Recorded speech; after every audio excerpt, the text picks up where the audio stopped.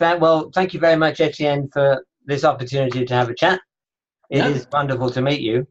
Um, and I gather that you started your career as a teacher of French. Is that right? yeah. I was a teacher of French in Hong Kong for a few years. Yeah. And uh, how did you end up being in university world and not teaching? Well, actually, I'm not in a university. I'm an independent consultant. You know. So, I was teaching French, and I came to think that French was not really important to learn.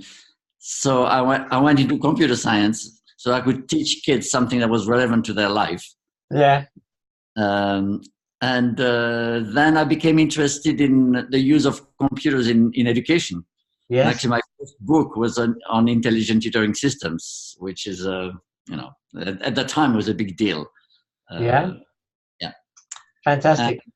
and then I was invited to join an institute where we were rethinking learning together and started to work with an anthropologist and started to develop a social theory of learning. Yeah. Yeah. Okay, so could you define for us what you understand in a short piece? How would you define a community of practice? So when I use that phrase with some people, they glaze over and just don't get it. And I assume that everyone knows what a community of practice is, but how would you, in a brief form, just encapsulate that phrase? So a community of practice is a learning partnership among people who have learned to do something over time and have developed a shared practice. So by practice here we mean really a historically developed way of doing something. Right. And so that applies to I don't know, long-standing practices like making violins, and it applies to short-lived practices like kids on the playground developing a certain way of dealing with the school or something like this, or a street gang developing certain ways of living on the street. So it applies very generally. It's not just a professional community. It applies to groups that have developed a shared way of addressing a problem that they face. So hearing you, I'm putting the emphasis on practice Yeah. first, and the community is actually secondary. Yeah, they grow together. I don't know if. Yeah, I was focusing on the community until I heard you just give that definition. But anyway, Yeah. It's really a community that is formed or around the development of a practice. yeah, It is the practice that defines what counts as the community, because basically a community ends up being what we call a regime of competence, which is a way by which members of that community recognize each other because they can see a competence in each other that makes them member of that community. You see? wonderful. Now that's a lovely springboard. My chief area of interest is obviously initial teacher education, Mm-hmm. and obviously knowing you started your life in education as well. Mm-hmm. My passion is to see the communities of practice develop for teacher educators. So we put students out into schools 1 day a week throughout the whole of their studies. Mm-hmm. So we're passionate about that. We call that our clinical teaching model. I wonder if you could tell me how you see the relevance of what you've just described, communities of practice, to the process of training teachers. Well, first of all, by training teachers, you are inviting them into a community of practitioners that happens at multiple levels of scale, right? So you could say that there is maybe a vague world community of teachers and a fairly vague notion of a community of practice, which becomes more and more concrete as you go down levels of scale, you Yes. know? So I guess in Australia, there is perhaps more of a sense of like, yeah, I'm a teacher in Australia and we share certain curricular demands and so on and so forth, you know, and then perhaps, I don't know, in Western Australia or in Perth, there is a more specific set of demands that and it eventually, one would hope, but it doesn't always happen, that even in a school or even for a grade level or for a specific subject, there are communities of practice that really work closely together. But you can see the practice kind of like the practice and the community defining each other differently at different levels of scale. Yeah, yeah, wonderful. Would you say, if you thought about institutions around the world that you know that have focused on teacher education, would you say there are some unis that have really grasped the concept of community of practice well, and they've got that embedded into their culture well? In other words, are there particular unis that you would recommend that I would get in touch with if I want to develop this concept within our teacher training? You know, I don't work in a school of education. Yes. And so the closest probably that I could recommend, but it's probably the University of Hong Kong. Okay. Yeah. What is the person who was doing this work? Her name escapes me right now, but I could, because I visited there. She invited me and I visited it there. And actually she wrote a book about community, about school-university partnerships. Yes. Fantastic. I will look that up. Yeah, no, she was very good. Actually, when I ended up going to Hong Kong to give a talk and a workshop at her place, she was no longer doing that work because she had moved up in the university hierarchy. But she was then applying that to other areas, to other subjects. Sure. So that was, I thought that was very inspiring, very interesting. Okay. And leaping off from that, in my studies of this whole concept, I gather that UK has moved the center of gravity away from the unis to be the responsibility of the schools to train the teachers. Do you feel that's the logical conclusion of a community of practice which actually is owned now by the school community? And where does that leave the unis? And as you say, I mean, I need to talk to this lady from Hong Kong. Yeah, well, I mean, in the UK, frankly, it's a conservative agenda that is driving that process. Okay, so we have to take it with a grain of salt. It's not a theoretical agenda. Okay. It is a conservative agenda. You mean with money in mind? Saving money. With money in mind, and with sort of local control in mind, and so yeah, you have to take. You see, communities of practice, especially at low level of scale, their problem is that they are very local. So we cannot glorify communities of practice. Now, I think it would be great if schools had communities of practice, active, dynamic communities of practice locally that new teachers could apprentice into. Yes. I think that would be fantastic if that happened. That would not subsume universities having a role. You see what I mean? Yes. So I think we should not pit one against the other and think it's either or. On the contrary, a local community, if it functioned well, would benefit greatly from having a relationship with the university. Yeah. You know? Yeah, yeah. The problem if you're a teacher in a school for 20 years, you are really good, but you all you know is your school, you know? Mm. And so I think universities have a lot to contribute Mm. in this Yes. in this scale issue. You know what I mean? Yeah. So it's not one or the other, it's both. Yes, it's both reinforcing each other. Yeah. Yeah. Yeah.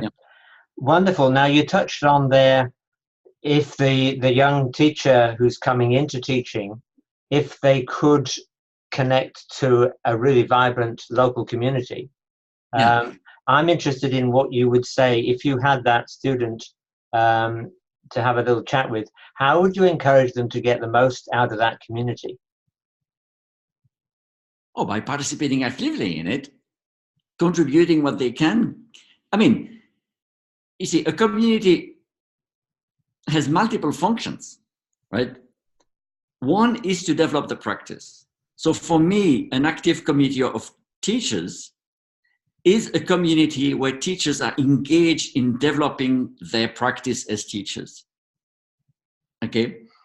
So they're almost like a little action learning, action research group, right? Yes. Working on themselves, reflecting, reading papers, really working to have the best possible practice.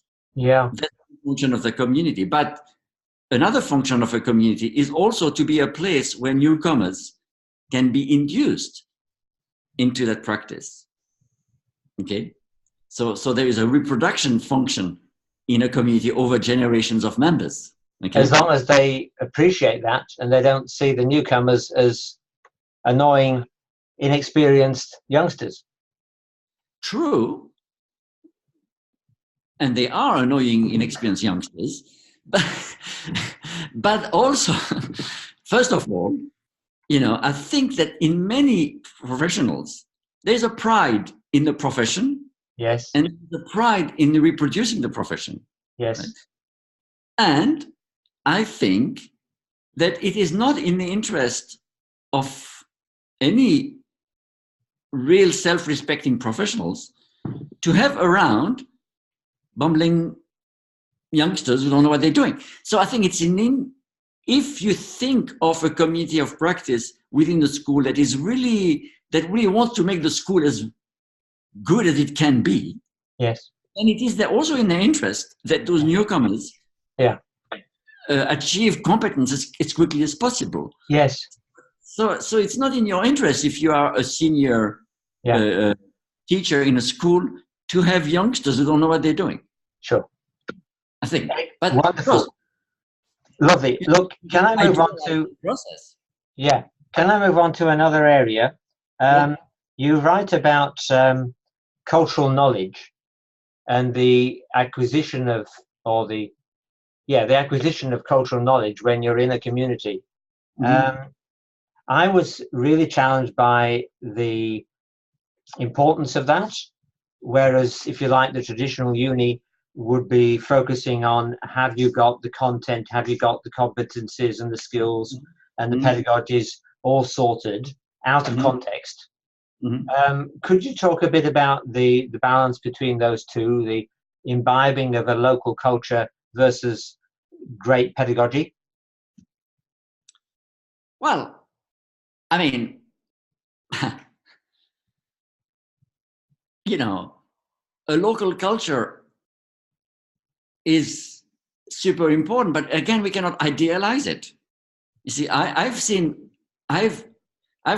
so many local communities that are dysfunctional. So see, a community of practice is not this ideal thing, you know. Local practices can be counterproductive. There's nothing essentially good about local practice. Yeah. At the same time, there's nothing inherently good in having a whole bunch of knowledge in your head if you don't know what to do with it. Yes. You know? Yes. And so again, it's not either or. Yeah. You know? And I know some communities where to be a member, even in businesses, there are communities of practice of engineers, if to be a member, you need to take the training 101, right? Because they don't want to waste their time telling you what's already known. Yeah. Okay?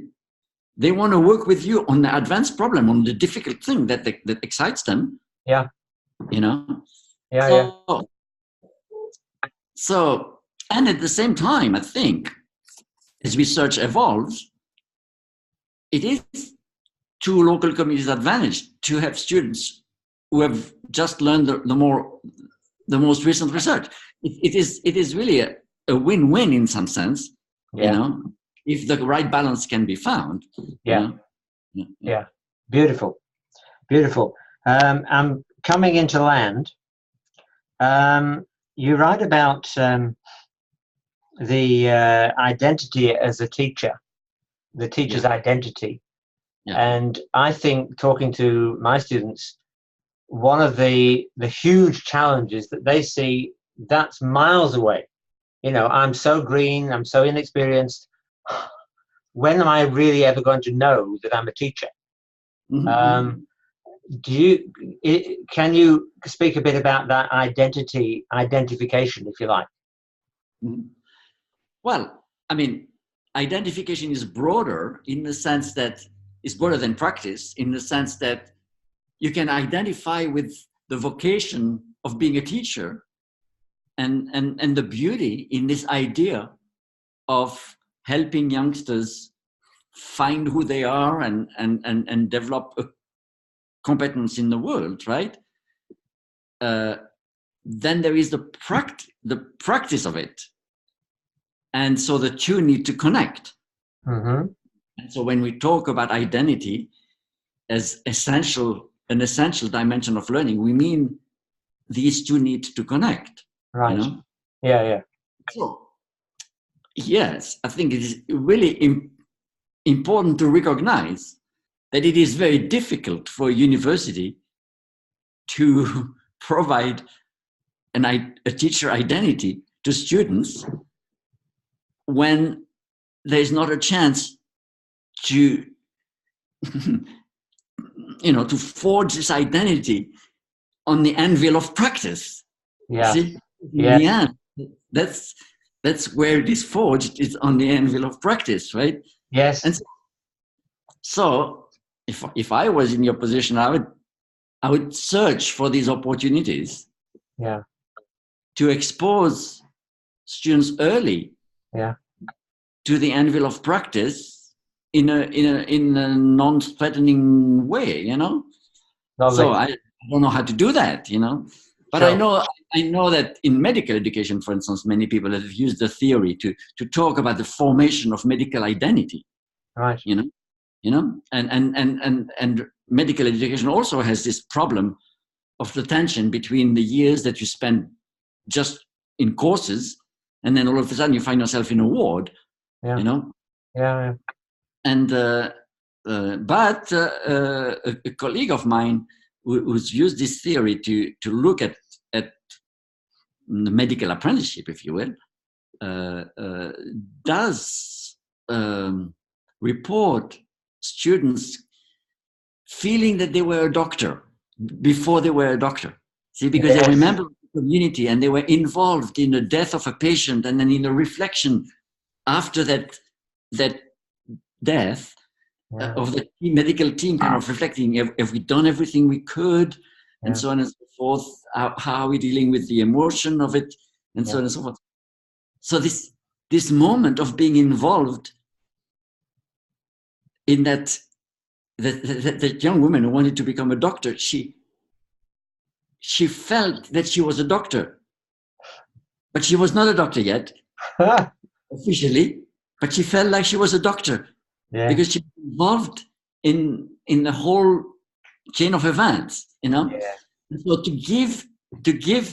to find ways to cheat, and sometimes teaching is cheating. It's just an anagram of it, right? You want to give people the experience of it before they are it, you know? Yes. You know what I mean? Yeah, I do. And how to do that?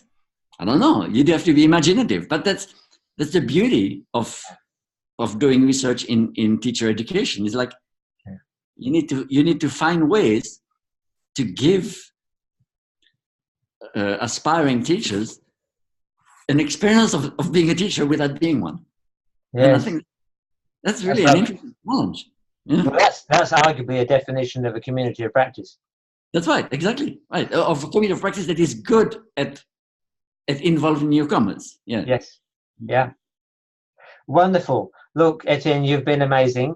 Are there any other reflections you might have on our chat in terms of, I wish I'd said that to Jim, or okay, why didn't you ask me about that? Okay. Yeah. Anything else? Oh, you mean now? Yeah. Oh. No, actually, I think the conversation went where I was hoping that it would go. Yeah, touching on issues of practice, identity, but also not idealizing those things. What I find sometimes is that there is either an idealization of research and, like the formal research, and this idea that all teachers don't know what they're doing, but the researchers can tell them, to an idealization of practice. Yeah. Well, the teachers know everything because they are in the practice with the kids and everything in the school. But neither of them is true. Sure. You know what I mean? So yeah. I think it is wrong to think that researchers can tell teachers what to do. But it is wrong also to idealize local practice. Yeah. And so we have to find that boundary between those two practices that becomes productive for both. Yeah. Are you optimistic about education, school education? I don't know what you call optimistic. I mean, we've had reform after reform after reform, and Australia copies England or copies America, and it's as if it was never any good in the first place. Well, first of all, there are lots of wonderful teachers doing wonderful things, incredible, actually, The problem that education really has is that it's caught in a political wasp nest,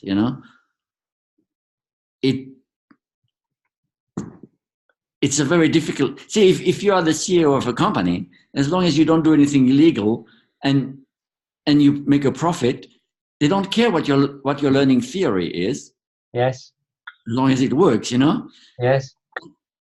In schools, it's more complicated, Everybody has their idea, This is how I learned. Don't try anything new on my kid. And so it's very complicated. But ask me, I think most schools are built on the wrong learning theory, the transmission learning theory, the idea that learning is the transmission of certainty between someone who knows to someone who doesn't. And I think it's simply the wrong learning theory for the 21st century, if you ask me. Sure. Wow, I did. Look, Etienne, thank you so much for your time. You've been amazing. Very good. All right. God bless. Bye-bye. Okay. Bye-bye. Bye-bye.